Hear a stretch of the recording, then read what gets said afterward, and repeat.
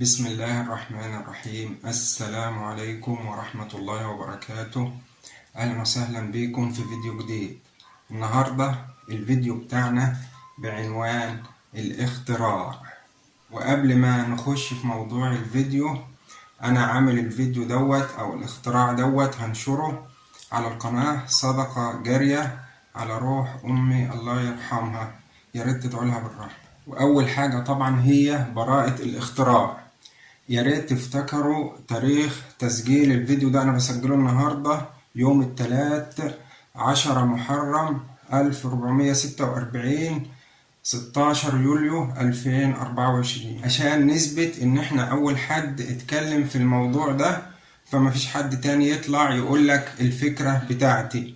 فلو حد قال لك الفكرة دي بتاعتي، يا ريت تقارن تاريخ نشر الفيديو بتاعه او الموضوع بتاعه مع تاريخ نشر الفيديو بتاعنا. طب ايه هو الاختراع بتاعنا وبيعالج ايه؟ الاختراع بتاعنا بخصوص شروخ المباني عموما، ومفيد في بعض انواع الخرسانات خصوصا.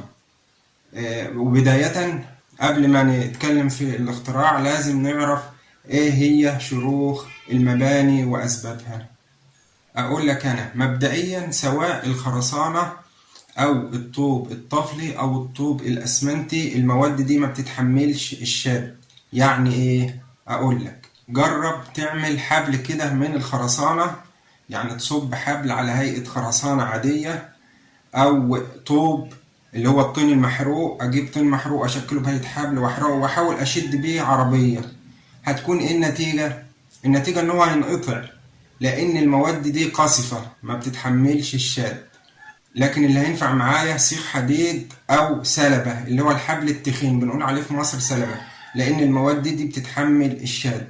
وقبل ما نخش في الاختراع بتاعنا، لازم الفت نظرك ان انا شفت فيديوهات على اليوتيوب بتتكلم ازاي تعالج شروخ بيتك ببلاش، ولما فتحت الفيديو لقيتهم بيتكلموا ان انت موضوع بلاش ده يعني توفر اجرة الصنايعي، هتشتغل بايدك، لكنك انت هتشتري المواد بتاعة الترميم، وفي الغالب المواد دي بيكون تمنها غالي جدا.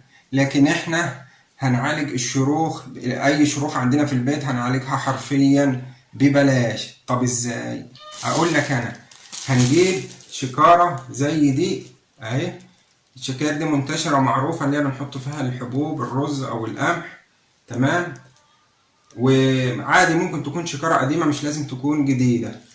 وهنمسكها نقطعها نخليها قطع صغيرة اهو زي كده. هنقطعها لقطع صغيرة خالص، تمام. بعد ما نقطعها للقطع الصغيرة دي، هنستخدم القطع دي في ان انا اعمل بيها خرسانة او مونة مقاومة للشروخ، وهنشوف دلوقتي.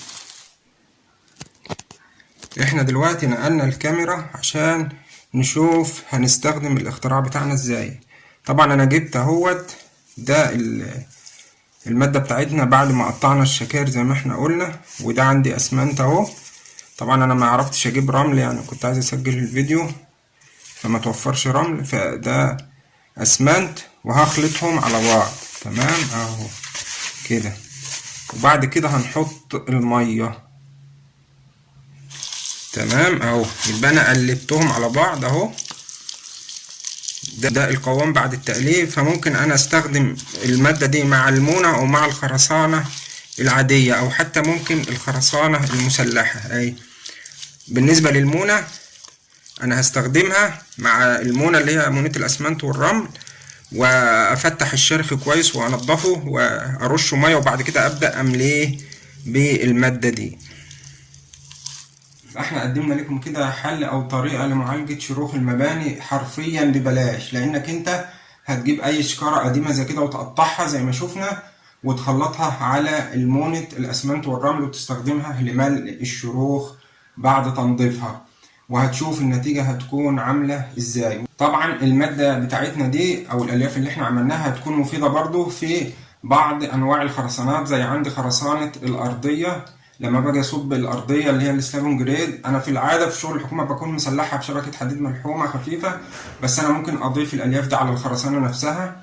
في أثناء الخلط هتديني مقاومة عالية للخرسانة، هترفع مقاومة الخرسانة وهتخلي الخرسانة أكثر تحمل ضد الشروخ. ممكن حد يطلع يقول لي ما أنا عندي الخرسانة المسلحة بالألياف زي كده. أقول له عادي، طبعا الألياف دي بتبقى تمنها غالي جدا، لكن احنا توصلنا لمادة رخيصة يعتبر ببلاش تقدر تصنعها بنفسك وتستخدمها مع الخرسانة وهتديك نتائج كويسة. وممكن كمان احنا نجربها مع الخرسانة المسلحة بحيث ان هي ما تؤديش الى تعشيش او مشاكل في اثناء الصب من خلال التحكم في اطوال الالياف دي. وفي نهاية الفيديو بتمنى لكم جميعا التوفيق، وما تنسوش تعملوا لايك وسبسكرايب في القناة، واستنونا في فيديوهات قادمة. والسلام عليكم ورحمة الله وبركاته.